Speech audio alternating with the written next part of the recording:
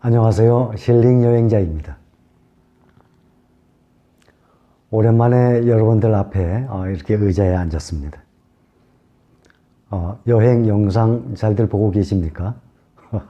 아침에 나가서 하루 종일 돌아다니고 저녁에 들어오면 아무래도 피곤합니다. 인생 강의라고 할까요? 오랜만에 이렇게 여러분들 앞에 이렇게 앉았습니다. 오늘부터는 제가 시리즈로 약 10분 정도씩 나누어서 그동안 제가 살아왔던 저의 인생, 과정, 제목이 흑수저도 아니고 진흙수저입니다. 흑수저의 반대말은 아시죠? 금수저. 금수저보다 한 단계 레벨 위는 황금수저라고 합니다. 반면에 흑수저만도 못한 흑수저보다도 더 아래에 이 경제력 갖고 있는 사람, 경제력이라고 얘기할 수도 없죠. 진흙수저입니다. 갯벌에 빠지면 일반 흙하고 틀리잖아요.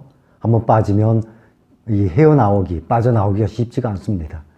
저는 진흙수저 출신입니다. 저는 원래 부잣집 아들이었습니다. 그러나 결혼할 때는 정말 아무것도 없이 아주 가난한 상태로 결혼 생활을 시작을 했습니다. 그때 제가 결혼 생활 시작했을 때만 해도 월세 보증금이 적어도 최하가 한 100만 원 정도였었어요. 근데 저는 그 100만 원도 없었습니다. 50만 원의 월세금으로 보증금으로 시작을 했습니다. 지금으로 따지면 지금은 월세 보증금 최하가 얼마 정도 됩니까? 1000만 원? 500만 원? 500만 원짜리 월세방도 있죠? 그때는 50만 원짜리 월세방이 없었어요. 겨우 구했습니다.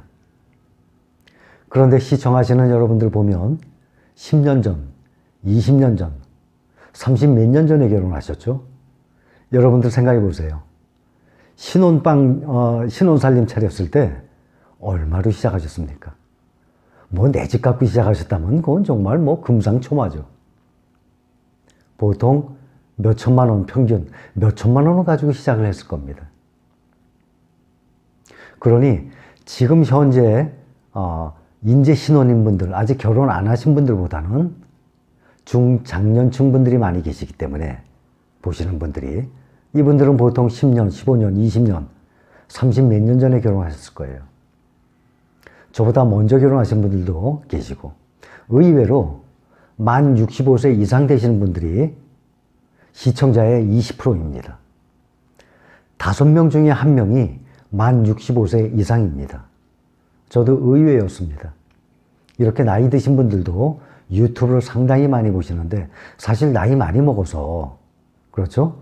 장년층 돼서 젊은 사람들 거 보기가 또 결코 쉽지가 않아요.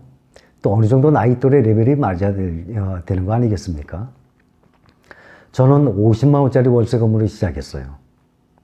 그러니 제가 사업을 2번 망했다 그랬는데 처음부터 망한 거 정도가 아니라 완전 밑바닥이었어요.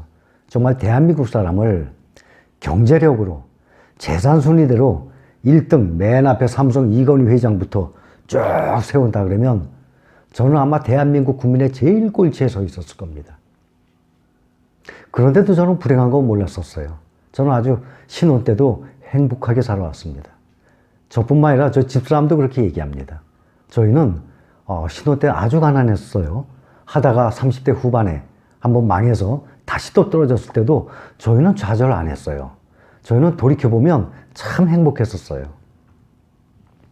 어디서 살았나 하면 서울시에 사시는 분들은 아실 겁니다. 서울 서대문구에 이화여대라고 있어요. 그렇죠? 이화여자대학교 정문에서 찻길 쪽으로 나가면 양쪽 1차선씩 다니는 좁은 도로의 길이 쭉 있어요. 거길 지나 나가면 이대 입구역 사거리가 나옵니다. 아시죠? 이대 정문에서 이대 입구역 쪽으로 쭉 이대 거리를 지나가면은 이대 입구역이 나옵니다. 이쪽으로 나가면 신촌 로타리고 이쪽으로 나가면 아현동 광화문 가는 길입니다. 이대 입구역 쪽으로 딱 나가서 사거리에서 오른쪽 대각선 위에 보면은 큰 건물 하나 있어요. 그때는 그 건물이 아니라 기와집, 한옥집, 이런 낡은 집들이었었어요. 지금은 다 재개발하느라고 거길 다 헐고 큰 빌딩이 올라왔습니다. 거기에 점집이 몇 집이 있었어요. 점 보는 집. 그 집의 제일 끝에 있는 방을 하나 얻었어요. 방을 열고 나오면은 계단 2개 정도 밟고 내려오면 시멘트 바닥이 아니라 그냥 맨 흙이었었어요. 부엌이. 그러니까 맨 흙이 울퉁불퉁한 흙바닥에 부엌이 있었습니다. 아주 초라한 방에서 시작을 했어요. 제 아들도 딸 보셨죠? 딸은 둘째고 큰애가 아들입니다. 아들 거기서 낳았어요. 그런데 아이러니한 거는, 웃기는 얘기는, 집사람이 만삭이 됐을 때 그 점집 주인이 딸이다. 저희 집사람 보기만 하면 딸이다 그랬었어요. 그런데 아들을 낳지 않습니까? 그 점쟁이가 어떻게 됐어요? 저희 집사람한테 고개를 들지 못할 정도가 됐죠. 저희도 딸인 줄 알았어요. 하도 점쟁이가 볼 때마다 딸이라 그래서. 저는, 여러분들은 아기 가졌을 때 부인에게 얼마나 맛있는 거 많이 먹였습니까? 먹고 싶은 거. 과일이고 고기고 원하는 대로 다 먹였을 겁니다. 저는 딱 2가지 메뉴만 생각납니다. 짜장면. 또 하나 만두. 돈이 없었으니까 외식이요? 저는 전에도 외식을 얘기했지만 거의 외식을 못했습니다. 한번 외식을 하면 짜장면 먹였어요. 아니면 만두 먹였어요. 그래서 하도 짜장면을 먹여서 애가 새카만 애가 나오겠다. 우스갯소리까지 다 했을 정도입니다. 그 정도로 가난했었어요. 근데 제 아들이 대학생이 되고 난 다음에 태어난 그곳을 데리고 갔었어요. 지금은 큰 빌딩이죠. 거기는 마포구 대흥동입니다. 이대입구 길을 중간으로 해서 이대입구 쪽은 서대문구고 그 길 건너편은 마포구입니다. 마포구 대흥동에서 생활을 시작을 했습니다. 저는 원래 어렸을 때 부자였어요. 저희 아버님이, 저희 선생님께서는 국가 고위 공무원이셨어요. 공무원도 일반 공무원이 아니라 아침에 출근 때 되면, 그때는 60년대니까 야인시대나 김두한 그 영화 보면은 검은색 찝차 있죠? 중앙정보부 찝차 그런 거. 그 찝차들이 아침에 이제 출근해 기사가 와서 아버님 모시고 또 출근하고, 퇴근 때는 또 모시다 드리고, 그러니까 관용차가 나왔었죠. 고위 공무원이었는데 제가 자세히는 말씀드리긴 좀 그렇고, 지금으로 보면 정보통신부, 지금으로는 정보통신부일 겁니다. 그래서 저희 집은 특히 명절 때, 2대 명절, 설날이고 추석 되면은 각 처에서 그 선물들이 많이 들어옵니다. 옛날엔 더 심했죠, 지금보다. 갈비고 고기, 과일, 아주 맛있는 음식들이 명절 때마다 그렇게 쌓였었어요. 그리고 그때는 당연히 아파트가 없었죠. 2층 집에 살았었어요. 그러니 아주 드물었죠. 그러니까 부잣집 아들이었었어요. 그러니까 사람이 어렸을 때는 가난하고 청소년기 돼서 부자가 더 좋아요. 그죠? 어렸을 때 가난한 거는 잘 기억을 못 해요. 근데 어렸을 때 부자였고, 다 커서 가난하면은 오히려 그것도 안 좋은 거 아닙니까? 어렸을 때 가난하고 커서 경제적 여유가 있는 것이 더 나을 겁니다. 근데 저는 반대였어요. 저희 형제들은 저뿐만 아니라 다 진흙수저 출신입니다. 저희 누님은 100만 원인가부터 시작을 했어요.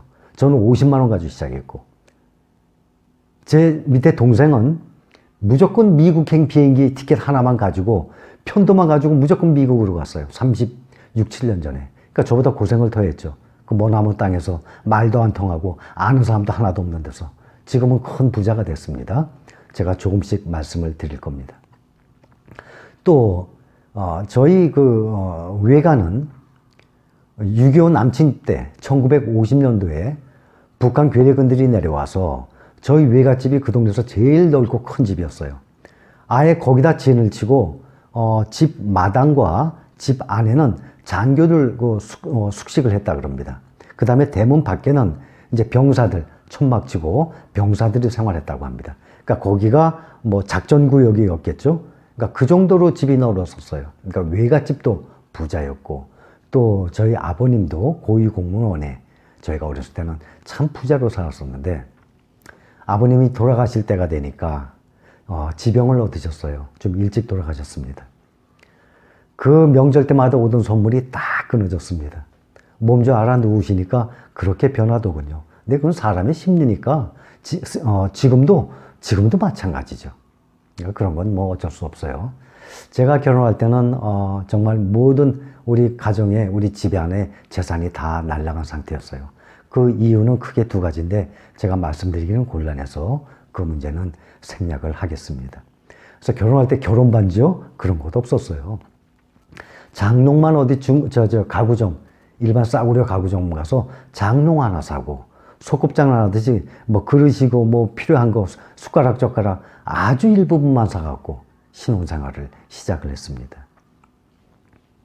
여러분들은 저보다 더 나은 상태입니다. 아주 가난했지만 그 상태에서 정말 열심히 돈을 모았죠. 처음엔 직장 생활을 했어요. 직장 생활을 하게 되면 큰 돈 모으긴 쉽지가 않아요. 이런 말이죠. 행복은 성적순이 아니에요. 그거 틀린 말이기도 하고 맞는 말이기도 합니다. 공부 열심히 해서 기술고시, 행정고시, 사법고시 이런 거에 합격을 해서 패스한다든지 공부 열심히 해서 의사가 된다든지 그러면 평생 보장이 어느 정도 되겠죠. 근데 그 외에 공부 열심히 해서 공부 잘해서 어디 좋은 회사 취직해 보세요. 임원이요? 임원 되는 거 하늘의 별 따기 아닙니까? 몇 년을 다니다가 몇십 년을 다니다가 결국엔 또 퇴직을 해야 됩니다.